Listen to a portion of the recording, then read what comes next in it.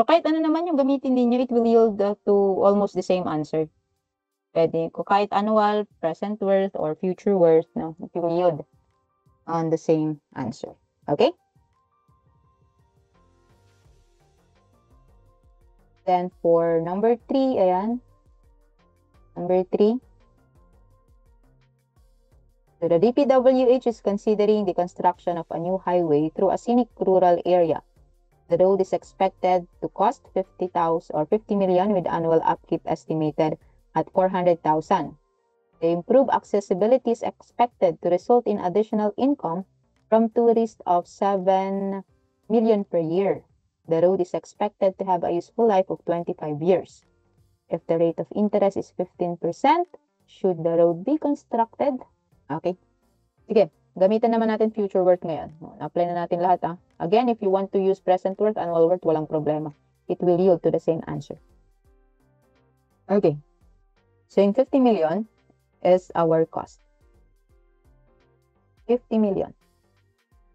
With annual upkeep estimated at 400,000. Okay, if you say upkeep, parang maintenance. Okay, parang maintenance niya. Para ma-keep natin yung road na yan or ma-maintain. Okay? So, since maintenance yan, it is considered as this benefit kasi we will be, kung maglalabas tayo ng pera eh. Okay? This benefit is 400,000 per year. Annual upkeep o annual per year. So, the improved accessibility is expected to result in additional income from tourists of 7 million per year. Okay. So, gagawa daw sila ng road into a scenic rural area. So, on that scenic rural area, parang i-invite, magiging accessible for tourism.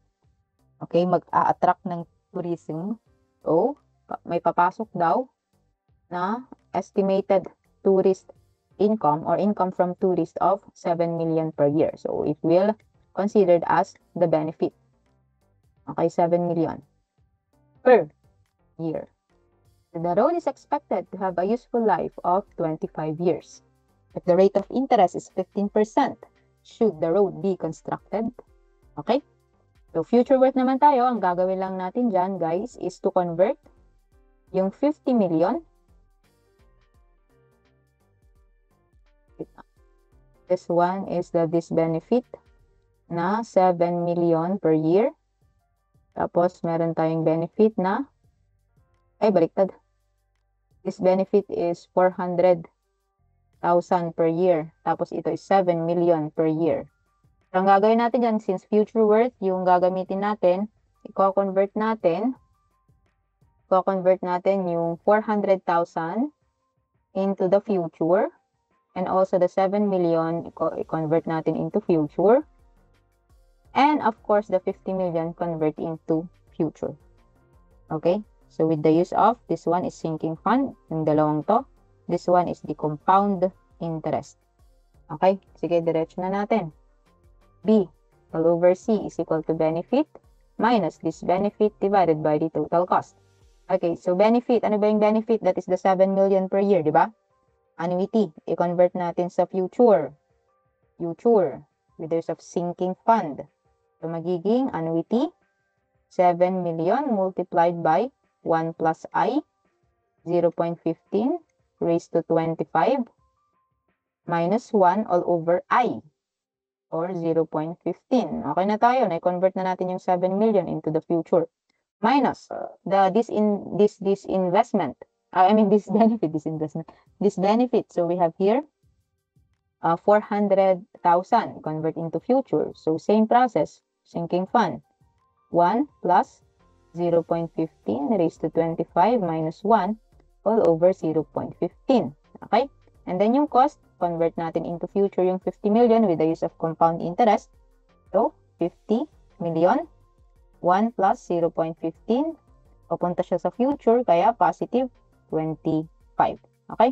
So, the benefit cost ratio, lagay ko na dito, benefit cost ratio is equal to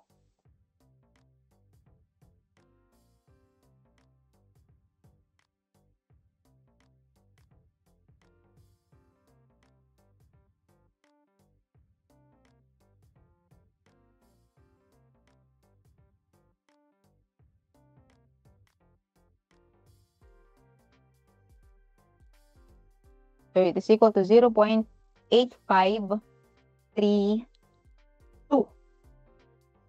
or 0.8533. And it is lesser than 1.0, therefore, it is not. Should the road be constructed? No. The road should not be constructed. Okay lang naman. Should not be constructed. Okay. Because it is lesser than 1.0. Okay? Okay, last example. We have here 4 alternatives. Okay? So 4 alternatives for providing power supply to a small town have been identified with the following annual benefits and costs. So choose the best alternative. Okay? So we have here 4 options with their corresponding annual benefits and annual cost. So ang gagawin natin dito is to compare each alternative with each other. Okay? So we will be comparing alternative A versus the other alternatives such as alternative B, alternative A versus alternative C, okay, and then A versus D, ayan, and then so on. Sige, unahin muna natin to. A versus B. So, benefit-cost ratio. Benefit-cost ratio. Okay. So, ang titingnan natin dito is kung ano yung benefit na kayang ibigay ni alternative A with the other, no? So, kung mapapansin natin, yung benefit of A is greater than the benefit of B. So, kung i-compare natin yung dalawa, mas advantageous si alternative A because it gives greater benefit, right? Mas malaki yung ibinibigay niya or mas malaki yung benefit na ibinibigay niya. Okay. So, ang basis natin dito is if positive yung lumabas na B all over C or the benefit cost ratio of A between B, ibig sabihin, alternative A is better. Okay? Pero if negative yung lumabas, ibig sabihin, yung isa, yung better.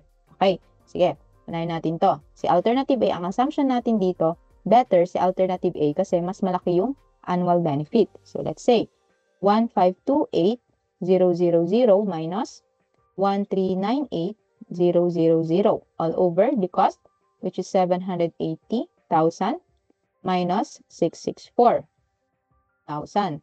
So, this is equal to 1,528. The next 1,528 million, 1,398, 780, and 664. Ay, ulit. So, A is 1,528. Next, 1,398 million. Okay, so we have here 1.121. Okay, positive yung lumabas. Ibig sabihin, alternative A is better between A and B. Okay, next, dito naman, between A and C. Yan, na mas malaki yung benefit na manggagaling kay A or better si A versus C. Okay, kasi mas malaki yung annual benefit. So, 1,528 minus 960,000 divided by 780,000 minus 742,000. This is equal to 60 and then 742. So, we have 14.947. Okay, so it's still positive. So, ibig sabihin, A pa din. Okay, A versus C, A pa din. Okay, next, A versus D. So, the benefit cost ratio, ang direksyon na natin. So, 1,528, tapos 810, 780, and then 420. Again, we are assuming na mas okay si alternative A because it gives greater annual benefit. So, positive, 1.9944. Okay, so alternative A is still better than alternative D. Okay, now what about the others? Gawin natin yan sa lahat. So, B versus A. Okay, B versus A. Kasi ang may question kahapon sa ibang section, ma'am, paano natin malalaman kung positive siya or negative? Okay, sige. B versus A. Diba pala sila nito, A versus B, pinag-compare mo siya. Eh dito, B versus A. So, somehow, okay, baka nasa mind kasi natin is negative kasi mas mauunang ima-minus natin si B with A, di ba? Or ima-minus natin si A with B. So, sige, unahin natin. B, ano yung... Pero dito, ang assumption natin is still better si A kasi mas malaki yung annual benefit niya, 1528 versus 1398. Yun nga lang, mas una natin isusulat si B, 1398000 minus 1528000 divided by 664 minus 780,000. Okay, so negative yan, so we still yield to positive, which is 1.121. Okay, so kahit balibalik-tarin mo lang yan, kung negative yan or positive yung lumabas, parehas lang, no? I mean, kahit balibalik-tarin mo yan, no? A versus B, B versus A, it will yield to same answer. Kasi ang initial assumption natin, kung ano yung mas mataas yung benefit, no? Ano yung mas mataas yung benefit, yun yung mas advantageous. Okay? So, A pa rin, no? A pa rin to. Okay? Sige, iba naman. Ano yun? Yung B versus, wala pa tayong B versus C. B versus C. So, yung B versus C natin, we are assuming na mas malaki or mas advantageous si B kasi mas mataas yung annual benefit niya. Diba? So, B and C tayo. So, we have 1398 and then 960. Tapos, 664 and 742. Okay, so negative. Okay, negative yung lumabas dito, B versus C. Negative 5.61, negative 5.615. Okay. So, ang ibig sabihin nito, maybe, mas better si alternative C compared kay B. Kasi negative yung lumabas eh. Again, ang initial assumption kasi natin, mas advantageous si B kasi mas malaki yung kanyang annual benefit. Ngayon, negative yung lumabas. Ibig sabihin, ninenegate niya yung assumption natin, which is mas advantageous si C ngayon. Kasi negative eh. Diba? Okay. Next, B versus D. B versus D. Okay. B versus D. So, ang B natin is 1398. D is 810,000. And then 664 and 420. Okay. 420. So, we have 2.409. Positive. Okay, positive. So, tama yung assumption natin. Ano ba yung assumption natin dito? Mas advantageous si B, no? Kasi mas malaki yung benefit niya compared kay D. So, ang assumption natin dito, mas advantageous si B. Okay, ayan. Ano pa? Ano pa yung hindi natin na-compare sa isa't isa? C and D. Sige, C and D, A and D, okay na tayo. Okay, yun lang naman na I think. Yun na lang yung natitira. C versus D. Ano yung assumption natin dito? Assumption natin is mas advantageous si C. Okay, mas advantageous si C. Yan yung assumption, ha? So, pag positive, tama yung assumption. Pag hindi, edi baliktad. 960,000 and then 810,000. 742 and 420. Okay, so the answer is 0.465. 0.465. So, positive, no? 0.465. So, mas advantageous si C. Dito, sa part na to. Okay. Mas advantageous si C. Tama yung assumption natin. Okay. But then again, no? Ano ba yung gusto natin? Yeah? Benefit cost ratio must be greater than 1.0 para economically justifiable. Therefore, on this part, no? Although mas advantageous si C compared kay D, it is not economically viable or justifiable. Okay? Dito, E versus D. So, mas advantageous si B. Okay. Dito, wala na to. Ay, tama. C pala. C.